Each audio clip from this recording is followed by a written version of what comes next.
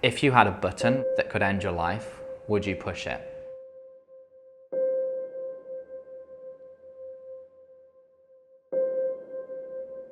I just wanted to stop existing.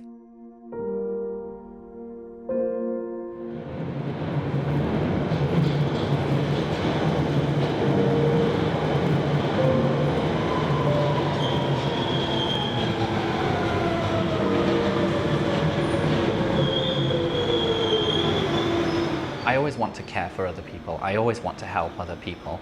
And that's the biggest thing that runs through me in every single thing I do. And I think that definitely does come from my childhood, because that's very much how my parents were. They always set that example for me. Calum, just say something, I'm doing tests. Hello, I am Calum, and today I went for breakfast with Fraser and Antonio. I had scrambled eggs and Italian sausage on sourdough bread. It was delicious, but I couldn't eat it all because I've only got a tiny little delicate stomach. Aww. When I was 19, in the same town that I grew up in, I worked as a postman in a post office. All around me in that office were your typical kind of working class guy. And you know, there'd always be like joking and banter with each other. And a lot of it was like homophobic. And one day I kind of just snapped. Then all the homophobic abuse was all aimed at me. And it's like, oh, faggots here when I'd walk in. You hear those words every day, and when it's being directed at you constantly, it's not funny. I went to complain. I had to go and see my manager anyway. They essentially said that they didn't care about them. They called me like a bitchy little queer, I think were the words. We don't want people like you working here. And they fired. I remember he physically ripped my high-vis vest, which was part of my uniform, off me, and then had security take me out of the building. And I was just so shocked. Almost like a child running off to tell their mum that some kids had beaten him up, and then the mum smacking him around the face. That's what it felt like. I'd gone to, the people higher up, the managers, and instead they reinforced and sided with the people bullying me, essentially. Outside of the main delivery office where I worked, it was like a really, really busy street. I remember thinking to myself, any second, you're gonna completely fall apart. It was like, keep it together, keep it together, keep it together, keep composed. And then I remember seeing an alleyway and I just ducked down it, and that was when I just kind of completely lost it, I guess. When somebody discriminates against you, it's like a feeling of violation. It's being told an intrinsic part of you is wrong.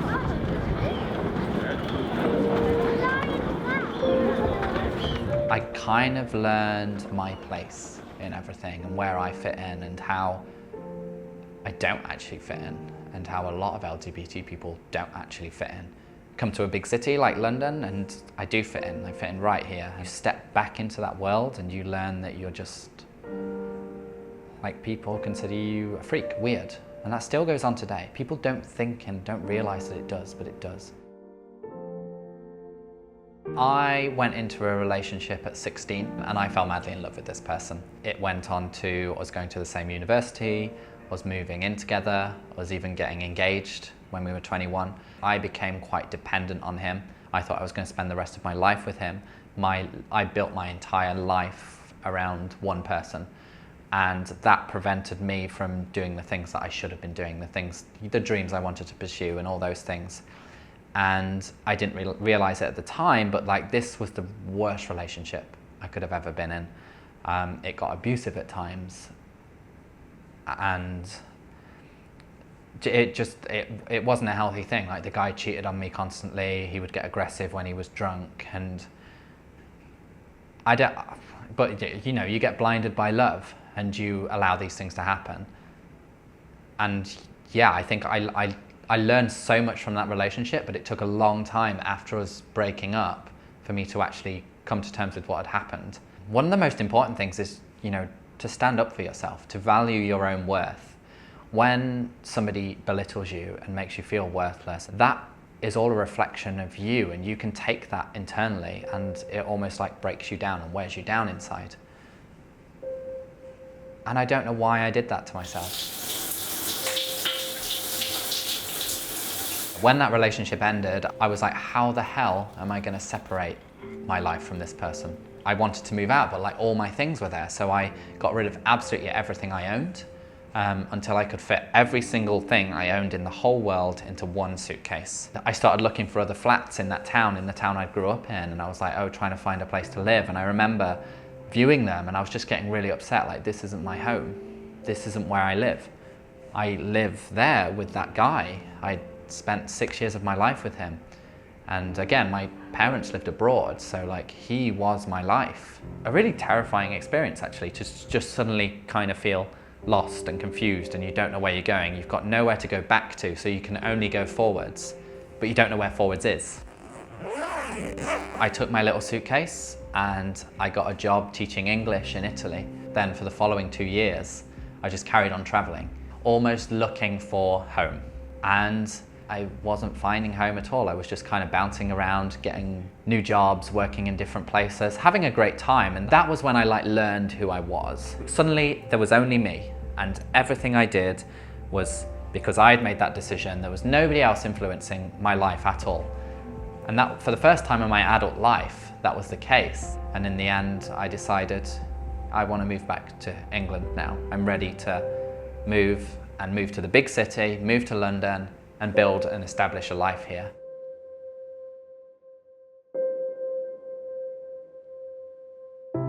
Depression for me began when I was in my long-term relationship. You know, I spent a lot of my adult life feeling this unbearable emptiness inside me. People often equate depression with sadness, but like sadness is a relief from depression. I think when it really clicked that something wasn't right was when I moved to London. When I first moved here, I knew nobody. And I remember I used to walk down into London's gay village in Soho, and everyone would be out and everyone would be so welcoming. And I would just walk into a bar or an ice cream shop or whatever it was, and I would just chat to people and make friends. And that's how my life started in London. Once I settled into life, suddenly this emptiness came back. I'd been filling this emptiness. I'd been filling it with travels and adventures and frolicking in the sea and, you know, all these things. And then suddenly you don't have those things to fill that void. And it just wore me down and it wore me down and it wore me down until one day I was sat at my desk at work and my vision was going cloudy because like my eyes were just watering, and I was like, there was nothing making me upset. And I remember just like collapsing on my desk with like utter exhaustion and agony, like it hurt. Like, and I just collapsed and I couldn't do it anymore. And I was like, I just wanted to stop existing.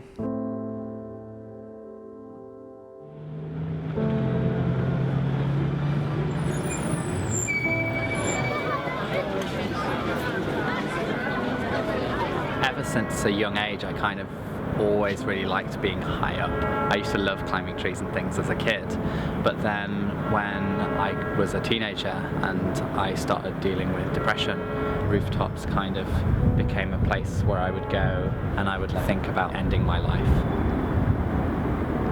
Looking out and down at the city and thinking how inconsequential I was, contemplating, thinking about doing that jump, taking that leap and just ending things.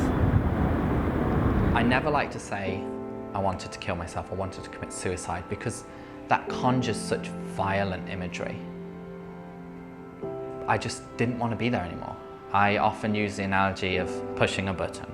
Just, if you had a button right with you right now that could end your life, would you push it? And the answer for me then was yes. It'd be so easy to just push a button, but to hang yourself or to jump off a building or to slash your wrists or to take pills, you know, these are all actions that are difficult to do. And I think as people, we're built to want to survive, even if everything inside us is screaming, I don't want to be here anymore.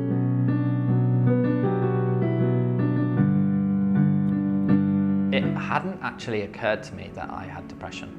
People had said it to me, people had suggested it. I was like, no, I don't have depression. That's a made up thing. I don't have that. That's not real. That was what I genuinely thought. And yeah, I went to A&E and I talked to the doctors and they were like, it sounds like you have depression. I did take antidepressants and they took a long time to start working, which I was assured is normal.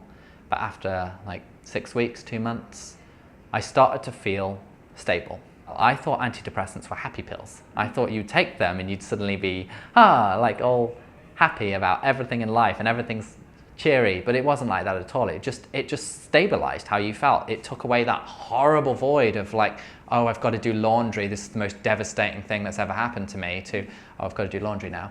And then you're able to start feeling normal emotions and function like a normal human being. Now, that was a stepping stone for me. Those pills helped me almost rewire my brain, and now I don't need the pills.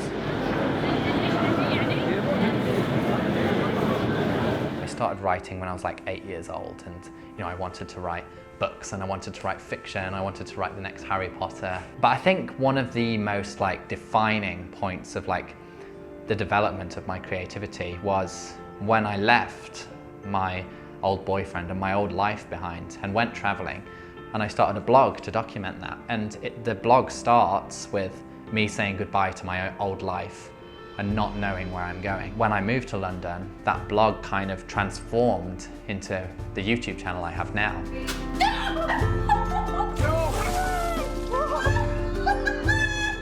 Creativity and YouTube and all these things, I think were at least a way to fill that void. But now, seeing the remarkable things that can happen from putting your creative ideas out there, and the most important thing to me is seeing how people react to those things. You might just make a silly video on the internet of just you messing around doing a challenge with friends or something, and then someone will write you an email and say, it's so wonderful to see you just being yourself.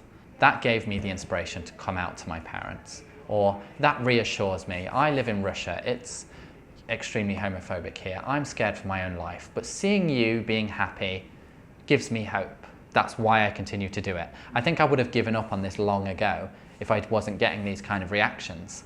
And then getting these kind of reactions makes me go, oh, well, I want to address this issue. I want to address legalization of homosexuality around the world. I want to address bullying. I want to address all these things. And then suddenly you almost become a voice of your community, of all these people who've been kind of like cast aside and ignored and forgotten and discriminated against and abused, and all these things. Suddenly you can take all of their voices and you can speak for them. Seeing other people upset or hurt really, really gets to me. I know when that tragedy a few years ago happened, where those men were chucked off the rooftops for being gay and killed, just chucked to their death. I didn't think I would ever like cry over something that didn't directly affect me, but that hit me so hard, and I was just like, how can these, these beautiful, beautiful souls just been taken away from the world just because they're gay, thrown from a rooftop with bags over their head, like and just when I see things like that, it gets to me so much. And it's the same when a 13-year-old boy sends me an email saying that he's too frightened to come out because, he knows that you can be killed for being gay in his country. And I'm like, this kid is 13 and he just likes guys. He's just like me. And he can't help that. And that's what he has to face. And just, whether it's big or small, whether it's somebody having verbal abuse thrown at them in the street, or whether it's somebody actually having their life taken away from them, it all really, really affects me. And it makes me think of myself and the things that have happened to me and how easily it could be me having a bag put over my head.